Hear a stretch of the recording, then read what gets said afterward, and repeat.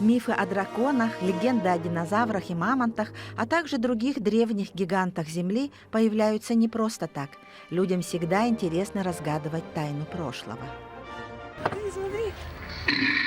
Документальная история «Мой личный дракон» снималась в Якутии, Санкт-Петербурге и Москве.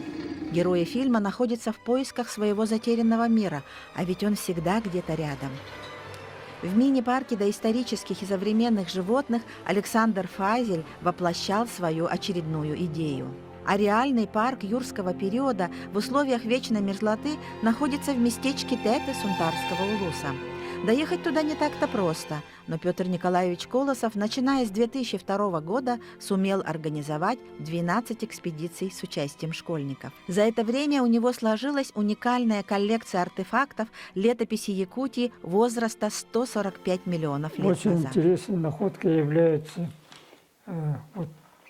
хвостовой щип стегозавра. Вот здесь показан хвостовой щип стегозавра. В Якутии были динозавры не очень крупные. Это, возможно, связано с тем, что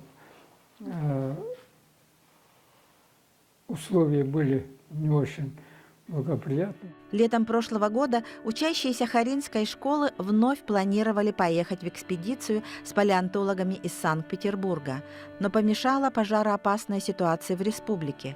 Хотя юным палеонтологам все же повезло, они получили полезный мастер-класс. Вполне себе. Тут могут быть и наземные, кстати. Встречи с учеными ждал и Радомир Федоров. Он специально приехал в Хоро из села Кемпиндяй. Я из 6 лет интересуюсь палеонтологией, потому что я увидел позвонок плезиозавра в краеведческом музее Каскиль в селе Кемпиндяй.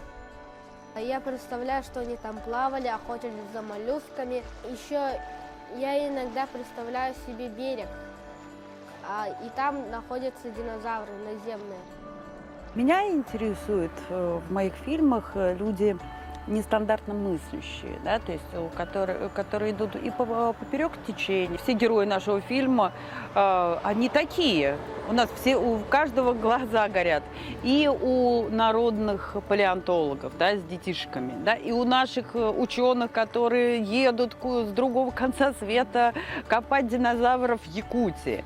И у нашей героини тоже, которая пытается найти сходство динозавров, драконов, да, и что-то для себя открывает творчество.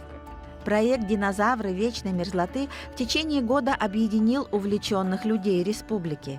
Теперь он выходит на финишную прямую. С 3 декабря только в кинотеатре «Синема-центр» начинается премьера фильма «Мой личный дракон». Специально к этому событию Александр Файзель, как и планировал, соорудил скульптуру сунтарского стегозавра в натуральную величину. Надеемся, что для зрителей он станет символом путешествия во времени.